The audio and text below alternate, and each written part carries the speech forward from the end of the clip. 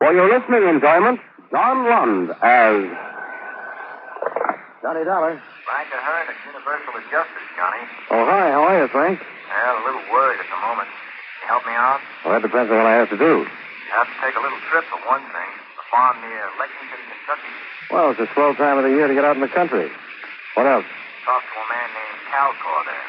Had a racehorse that insured for $65,000. I hate to have to pay the premium on that kind of policy. Yeah, that's just it, Johnny. Got a wire on my desk here from a man in Calcor's business office. The horse was seriously injured and had to be destroyed. Wow. No wonder you're worried, Frank. I'll be right over. John Lund in another adventure of a man with the action-packed expense account, America's fabulous freelance insurance investigator. Yours truly, Johnny Dollar.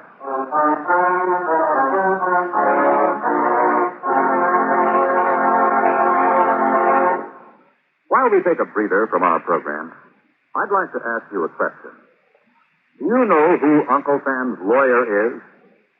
If your answer is the Attorney General, you're absolutely right. But being legal advisor to the President and other governmental agencies is only part of his job.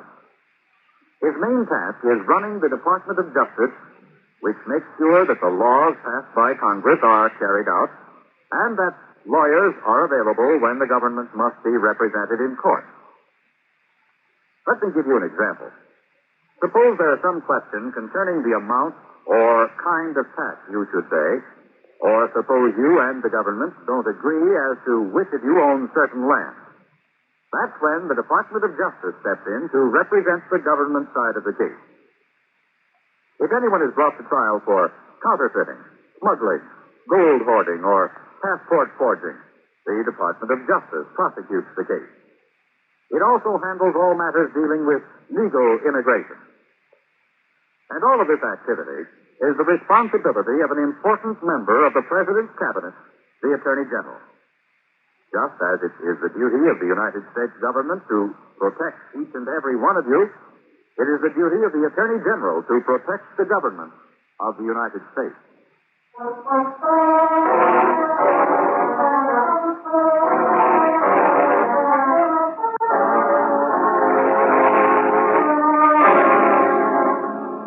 Expense account submitted by Special Investigator Johnny Dollar to the Universal Insurance Adjusters, Suite 814, Kittredge Building, Hartford, Connecticut. The following is an accounting of expenditures during my investigation of the Oklahoma Red matter. Expense account item 1, $107.80. Airfare and incidentals between Hartford and Lexington. Item 2, $5.50. Transportation from the airport to the Great Southern Hotel, where I checked in and changed clothes. Then to an address on Peach Avenue, Calgore and Company, Incorporated. Mr. Calgore's never here, Mr. Dollar. Spent all of his time at the farm. You'll have to see him there. Well, maybe I won't have to bother him at all. How about Mr. Monroe? Mr. Monroe isn't with Mr. Calgore's office anymore. Well, that's funny. He was yesterday afternoon when he sent my company this wire about the policy. He and Mr. Calgore ended things. I might as well tell you. Oh. Well, is there anybody else around here I can talk to about this? I think you'll have to see Mr. Calgore.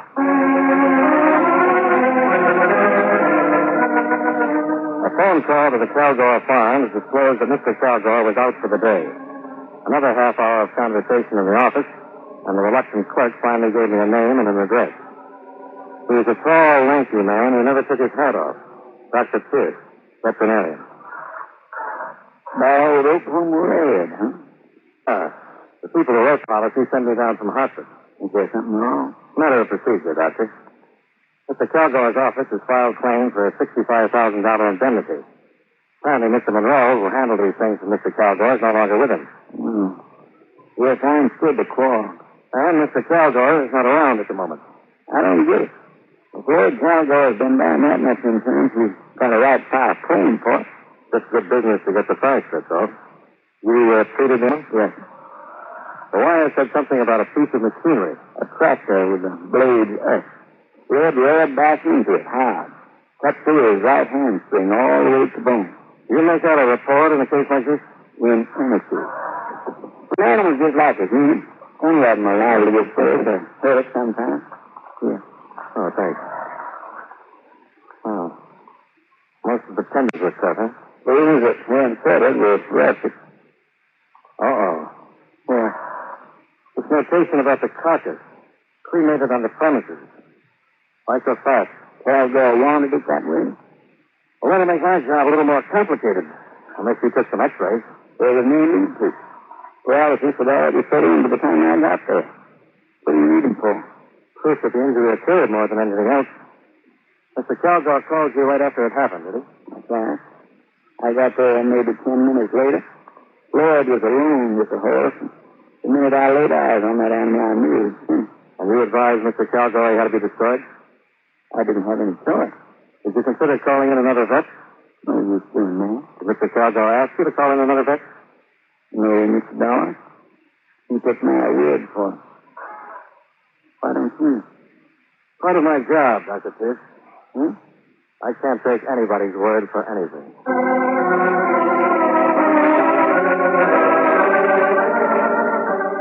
Expense account item 3, 30 cents.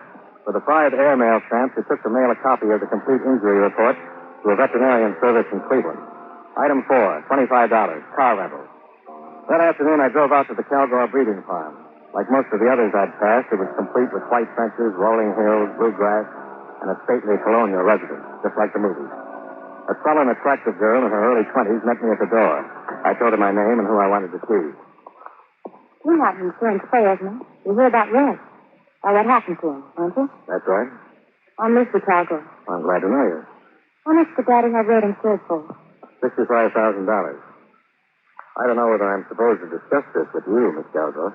If Red had gotten on the tracks this year, he'd have doubled that. Tripled the problem. There's not enough money in the world to accept that horse. He was a great horse. He must have been. I'm sorry this happened. Dad couldn't have stopped Red. Oh, I understand he was injured beyond hope. That's a lie. What's that? Dad couldn't have fought him. He just couldn't have done it. Red was the only thing around this whole place worth anything. Well, wasn't the horse injured? That's what they'll all tell you. But I can tell you something else. What are you talking about, anyhow? It was a terrible thing to do. Go to your room. It was just like murdering, you know it. Lucy? It was murder. Stop it. Any time I've ever had to shoot a horse around here, she gets like that. And that way ever since she was a little girl. I see. I knew I'd have to put up with her acting like that.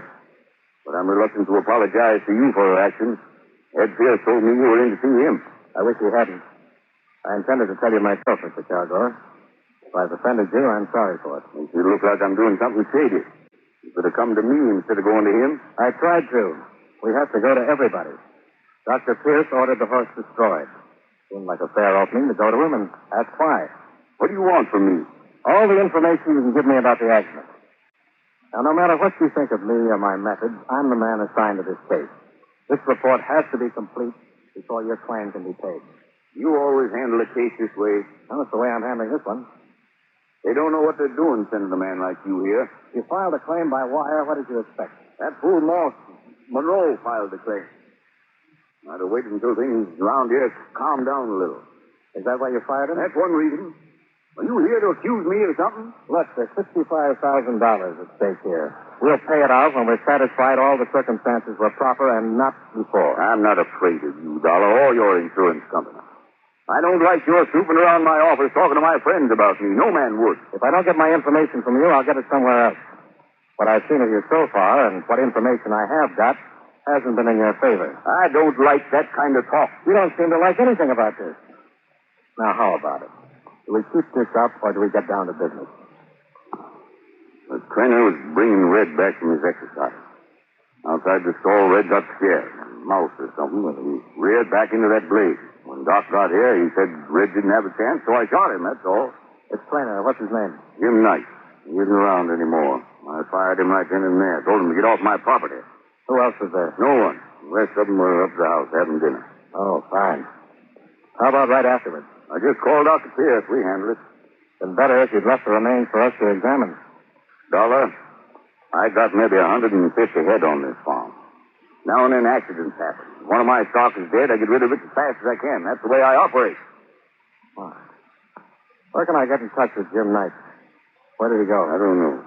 He took the things and cleared out as fast as he could. He knew better than to hang around here. What do you mean by that? What I said, he knew better. That's what I mean. Did your daughter see any of this? Lucy.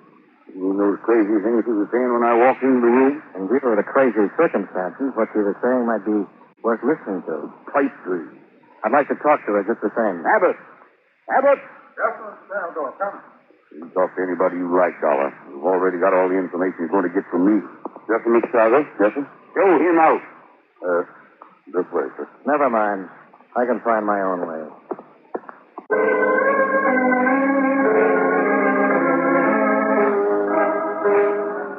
When I left Lloyd Calgore, I wasn't sure whether I'd talk to a sane man or not. Calgore's belligerent attitude seemed to permeate the whole farm. The horse handlers I talked to were grumbling and complaining, and I was able to learn nothing from them except a Baltimore address for Jim Knight. However, I did talk to Lucy Calgore again, down by the stables. I thought you left a long time ago. I wanted to talk to you before I did. What about, Mr. Dollar?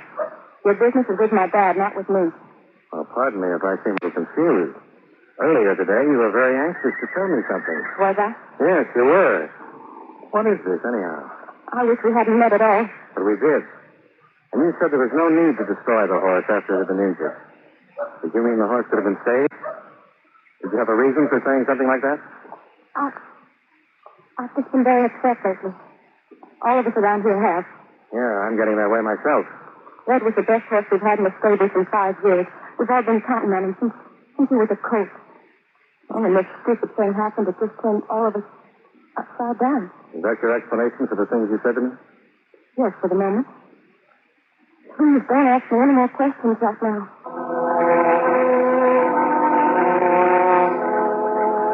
The Calgores were turning out to be a dandy pair to deal with.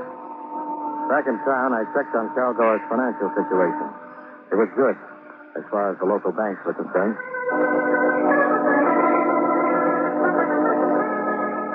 Expense account item 5, $2.20, telegram. One to Hartford requesting further information regarding Calgore's credit standing.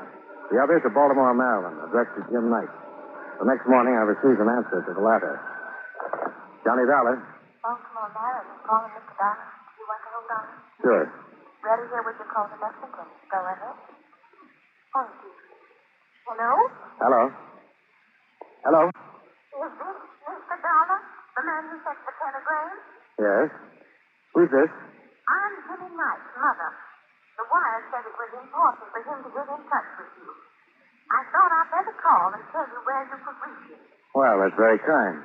Now, he's at the Calgore farm near Lexington. You can reach him there through Mr. Lord. Wait a minute. Calgore. He left there 3 days ago, Mrs. Knight. Didn't he come home? Why, no. Well, are you sure he isn't at the Calgore place? I'm positive. Do you have any other ideas where he could be? No. But this doesn't sound like him and Mr. Dollar. He wouldn't just go off without letting me know about it. Are you sure? Of course I'm sure he's my son. Maybe there's something wrong. Yeah. Maybe there is.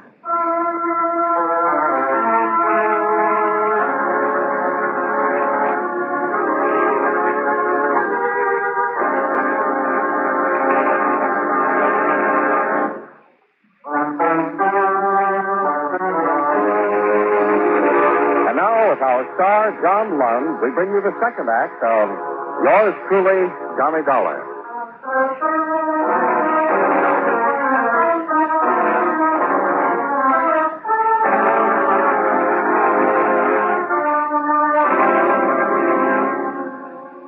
When I talked to Jim Knight's mother in Baltimore, the Calgore claim was just about at a draw. I had a strong suspicion that the death of the horse had not occurred as reported. On the other hand, I had found no apparent reason for Calgore to do away with an animal that was evidently more valuable than the insurance it carried. It came down again to searching for the only other witness, Jim Knight. I promised his mother I'd have him contact her if I found him anywhere around Lexington. But that didn't seem likely after re-questioning several people at the Calgore farm. Now, this is where Mr. Knight stayed all the time he was here, Mr. Dollar. Uh-huh. You can see for yourself it's all cleared out. Not a stitch left. Did you happen to see him leave? No, sir. Right after the accident, he's gone. Just like that. I wonder if any of the others saw him. We talked about that. Nobody saw him go. Did he have a car? No, sir. Well, he had to have a suitcase or two. How do you suppose he got away from here, then? Had him, I guess. I don't know. He could have lugged him out to the road and flagged himself a ride or waited for the bus. Maybe someone drove him? Miss Lucy might have said. She drove Mr. Knight around now and then.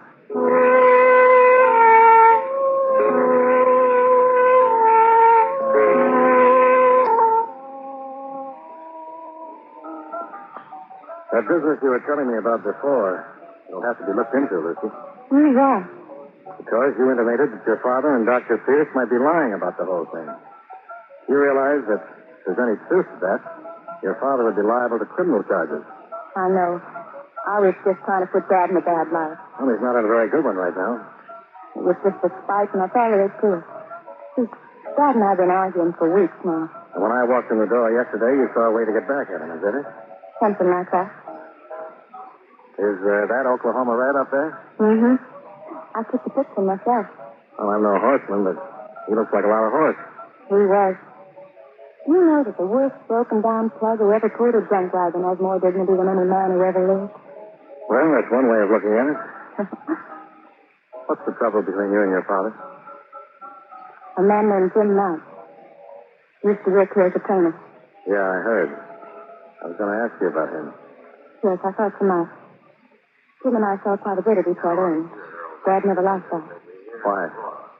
Well, I suppose because I'm all he has left. Mother and Bob, he was my older brother. They were killed in an accident a few years ago. Dad had been looking for an excuse to get rid of Jim. Your father doesn't strike me as the kind of man who'd have to give an excuse to fire someone he didn't like. You think he's mad? What? Nothing. Jim was a good trainer. Very good with Red, and that's important. When the accident happened, I can imagine what Dad had to say to him when he fired him. You know where I can find him now? No. He didn't say a word to me when he left. Not even goodbye. Lucy, you suppose your father will ever calm down enough so I can talk to him? I don't know. The cowboys have always been a terribly angry bunch of people. Very emotional. There doesn't seem to be much of a let-up these days. Is that what you meant when you asked me if I thought he was mad? I suppose so. It's almost as if he's on the verge of something lately, something desperate. His moods frighten me sometimes. They didn't used to. And I was thinking, a couple of years ago, Daddy bought a new car. We were out driving one day, and something went wrong. When he was surrounded, he just smashed it into a cement wall and left it. Lucy, tell me about Jim Knight. I was in love with him from the first day he came to work here. I still am. That's all there is to tell.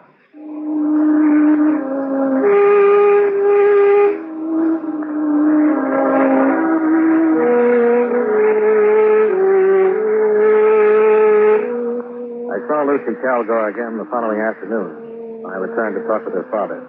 He told me he was gone and wouldn't be back until evening. I spent some more time with the people on the farm, trying to find out anything that would help, but nothing did. That night, when I picked up my key at the hotel desk, there was a message to call Operator 18 in Hartford. It was Frank Ahern. Calgar's got a very good rating with Dennis Branch. He doesn't seem to be funny. Well, then that angle is practically out, Frank.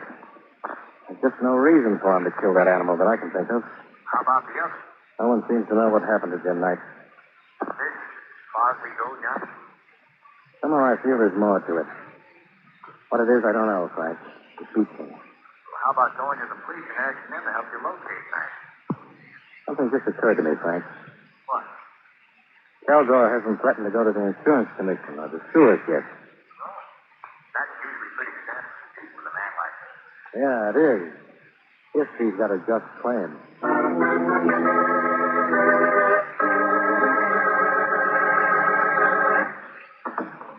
What is it now, Mr. Dolly? It's late. I just talked to my office in Hartford, Dr. Pierce. They aren't very happy with the way this case has been going. Is that so? They're about ready to close it and call me home. Well, you mean they'll pay the claim? No, I don't mean that at all. Hmm? Look, Doctor, I spent some time checking you out because you're one of the parties who can help settle this thing. You've been in practice around Lexington for 32 years. People think a lot of you. And they take my word. Well, I don't. I can't. I'd hate to see a nice guy like you get the book. I think I can stop it if you'll cooperate. The book? What do you mean? Forget I'm an insurance investigator. I'm just a guy giving you some information. When I said my adjustment company's ready to close the case, I mean that Kilgore will have to sue for a settlement. In court, he'll have to produce Jim Knight and prove his story. With what we have so far, he'll lose the suit, and the insurance company will file charges against him for attempting to defraud. And they won't fool around. There's more outfit tougher than an insurance company when somebody's trying to cheat him. And, you'll have to be in court, too. No. You see what I mean? Yeah. Well, how about it? I've been his son for 18 years. And he asked you to lie for him. That's understandable to me. But in a court, it's perjury. False testimony. What do you do to me? That's up to the company. I'll have to hear your part of it first. Oklahoma Red was dead when I got there. He hadn't been in any accident. Lloyd made me promise to tell you that. Lloyd just got it. Just shot it. Why? Well, Red wasn't the horse Lloyd thought he was. Great confirmation that he just wouldn't run. Lloyd got the man, shot. And Knight saw it. Is that it? Yeah. Lloyd probably gave him some money to go with. I don't know. He was losing his mind, I think. I've heard that about him before. From who? Lucy? Yeah. He had a reason. Like I said, I've known Kilgore for 18 years.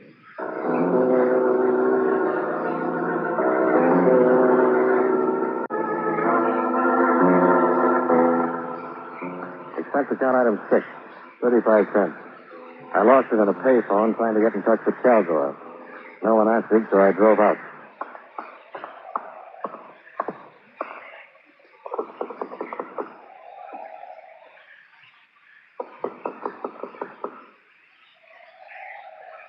Hey in there. Open up.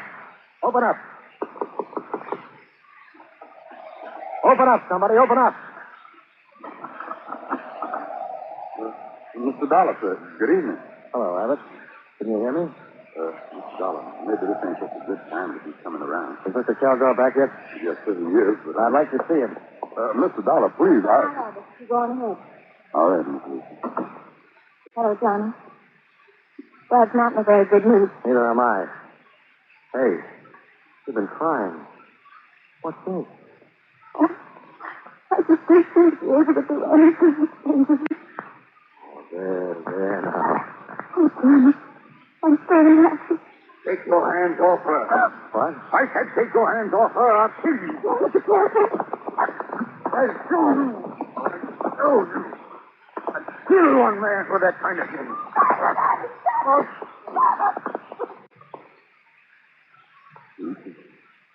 Lucy, baby. No, don't touch me. What? Johnny, Pretty heavy pain. I'll get a doctor. No, where'd he go? I don't know. What's that mean? Johnny, did you hear? About killing someone else? He was talking about Jim. Johnny. Oh, Johnny.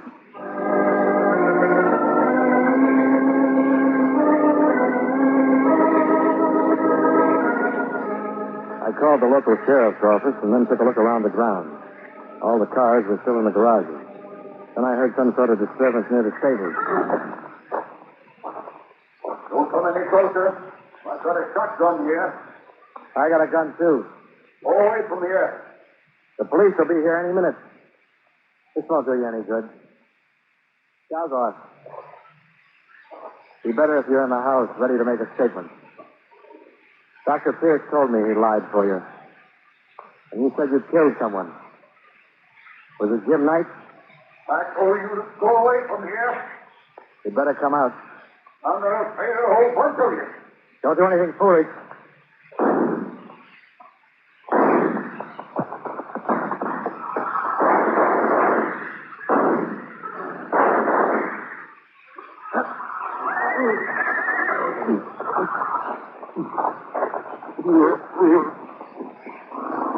You didn't have to do it this way, Caldor. Like so. Nice bubble. Under the floor. All these things we know about Red. I know. Nice tried to stop him. But that was crazy. I'm not, am I, Dollar? Take it easy. I'm not crazy.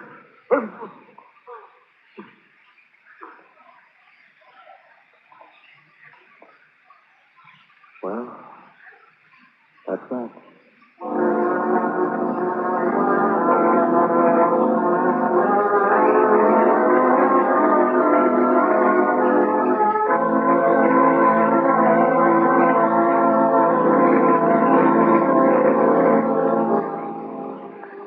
Expense account item 7, $37.50, miscellaneous. Item H, same as 1, transportation back to Hartford. Expense account total, $286.45. Yours truly, Johnny Dollar.